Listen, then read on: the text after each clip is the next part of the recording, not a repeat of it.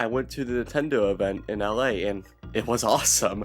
I got to play the new console early, which was pretty great. Yes, I went to the Nintendo event in LA, and I don't live in LA, so what's the most logical thing to do if you don't live in LA and you just have to go to this just go play this new Nintendo console? If you said drive hours to Sacramento and fly and spend hundreds of dollars on a plane ticket, that is correct. Yes, I actually did that, and I did get to play the new console early, so it was worth it to me. I do apologize for the footage that's showing up as I talk. This is the first time I filmed like in a public space, so I'll definitely try to center things more. I didn't realize that my phone was like at 30%, so I was more just kind of worried about that, just trying to film as sparsely as possible while also getting the most stuff to fill, like in the gaps and stuff like that of talking. Yeah, I'll just say this was a learning experience. First, it let us into a room, and they let us play like the Switch, like just mess with like the Switch to itself, and like just play with it, and just like disconnect the Joy-Cons, take them off, put them back on. And I love magnets. Fun fact about me, I do love magnets, and I love just taking them off, putting them back on. I'm gonna fidget with it a lot. I'm probably gonna break it, to be honest, but like I had a ton of fun messing with that. It was just so satisfying. And the console felt so premium, like it had like a nice weight to it, and I don't know, it's just like, it felt nice. Got to see all the accessories and the best controller I've ever used, like no joke, like it was so good, but I'll talk more about that later when I get to the Donkey Kong Bananza booth. I also saw the camera, which surprised me of how small it was. I don't know why, but I just thought it was so much bigger for some reason. They actually had lines. I was like the first in line to like actually hold the thing, but I felt like pressured to like get out there faster. I could do it, but then I went back in line to mess with the magnets again, and they took my picture for me, which was really cool of them. I don't know if they actually worked in Nintendo or not, or they're just employees of like the place I was at. I think it was Television City, in the Liberty Boulevard, I think. So, but they were all wearing Nintendo stuff, so I just assumed they were Nintendo employees. Then they led us to the Mario Kart World area, which was the one I was most looking forward to. Definitely the highlight of the whole trip was definitely Mario Kart World. Not worth $80 in my opinion, but definitely if it was for $70, I think it would be worth it for them, but video games are just so expensive nowadays. It's so stupid that Mario Kart was somehow the first $80 game. I don't know where people are getting the $80 digital and $90 physical. I don't know. I think it's just like a UK thing. They've had that for a while or something. I don't know. But it's not what it is in the US, at least.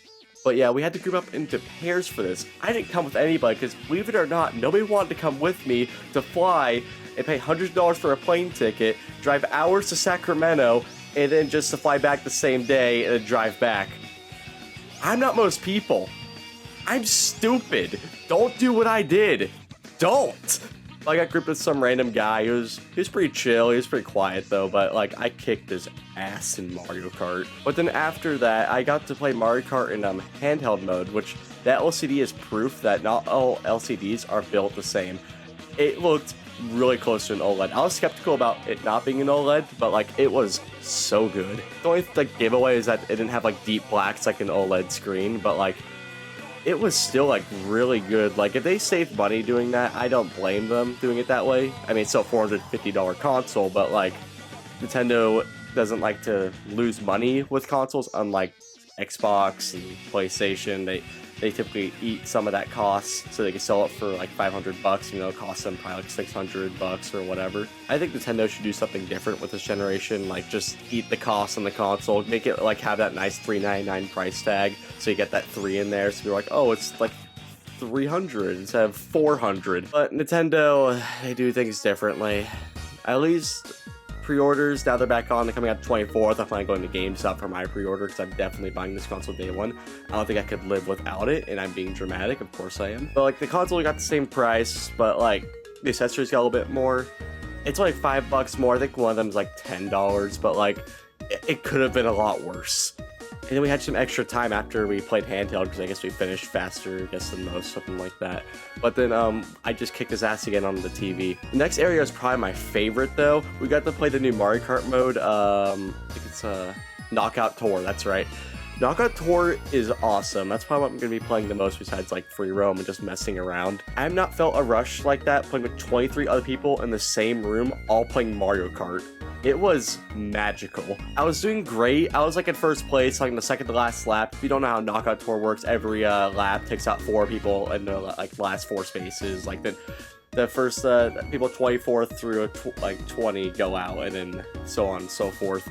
I was like in first place on the second to last lap, and I got hit with like 3 shells and got knocked down to 8th and got knocked out.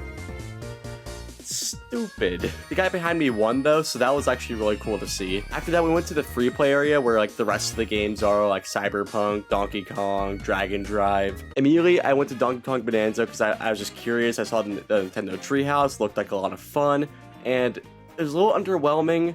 Probably just because, like, we only got 20 minutes. That's kind of a game you kind of want to take your time with. But there was, like, frame rate issues, a little bit of visual bugs.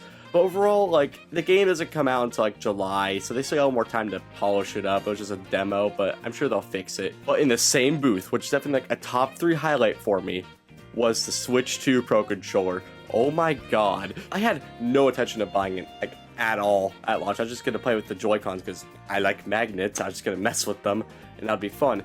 But after playing with that controller, it's probably my favorite controller of all time, and that's not even an exaggeration. Actually, I did play with it on the Knockout Tour thing. I played with that controller, and that's where I noticed like the rumble was just like, it was so intense, but yet like so light. It's strange, but it felt so nice. But I was too distracted by fancy Mario Kart that I didn't notice the controller at the time. But as soon as I could touch that controller, all of it changed. I want that controller day one. I needed that controller day one. It felt super high quality, like smooth, but also grippy at the exact same time.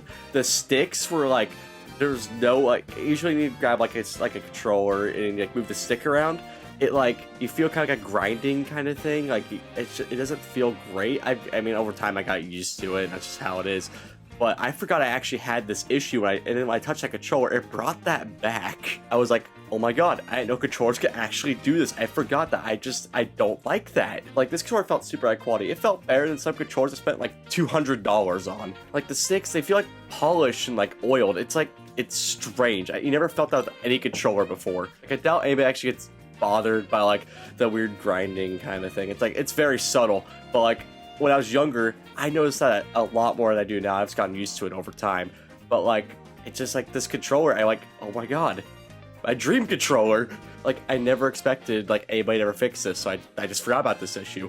But then Nintendo just went out of nowhere, all of a sudden, they even advertise it, created my perfect controller. There's like programmable back buttons, grippy yet smooth material, and the rumble just feels way better than I felt like on the Joy-Con. It felt so good. The rumble on the Joy-Con, don't get me wrong, it's pretty good, but like the Pro Controller is just like a different level. It's my favorite controller of all time. I only got to play it for like 30 minutes. But Nintendo's not really advertising this controller. Like, it feels better than like some $200 controllers I bought before. Like, this controller right here, I don't like this as much as like the one I tried over at the Switch 2 experience. Like, it's just, this is not as good as that. And from once was like an afterthought, is now like a day one buy for me. And I'd easily recommend this controller to like anybody. After that, I looked for Cyberpunk. I really wanted to like test out like how good it ran on this slab that's the same thinness as like the OG Switch. And to my surprise, it actually ran pretty well, like a stable 30 FPS. I think the devs were around, but they were on their lunch whenever I got there. There was quite a bit of motion blur, but like I got used to it after like 20 minutes or so. Next, I wanted to try Metroid Prime 4. It was definitely the best looking game there, but wasn't even in 4K. The rating the 4 and Samus's armor like popped with color, and it just looked so good. I played with the mouse controls, which kind of hurt over time, but like it definitely gave you a lot more accuracy while aiming. I also tried out Street Fighter, but it was nothing special. I tried it with like the motion controls. It was fun, but I'm not probably gonna be picking it up. Luckily, my flight got delayed, so I did the obvious choice. I played Dragon Drive. Weirdly enough, it was like my third favorite thing there. It was like I played with 5 other people. The controls were actually a lot of fun, like just dragging the Joy-Cons like move and actually like lifting up your hand and throwing it. It was a lot more fun than you would think. The score wasn't even close. It was like 7-2. Like, we absolutely annihilated the other team. And by the end of it, they wanted me to go play Mario Party, but like my flight, it was like so close to going. It was like an hour, which is far closer than you're supposed to be heading to the airport. I had to go. On the way up, they actually gave me some cool stuff, like I got to keep the lanyard I got, and then I got a sticker and then, like a cool backpack. I think I have it. Yeah, it is. It's pretty cool. And thank God my flight got delayed, because if it didn't, I would have missed my flight by like an hour. After like a 50-minute Uber ride, I finally get there, and by the time I get to the gate, it's like 2 minutes to spare. That's not even an exaggeration, okay? There was like 2 minutes to spare. But yeah, it's probably like one of the best days of my life, and also one of the most exhausting. Would I do it again? Yeah.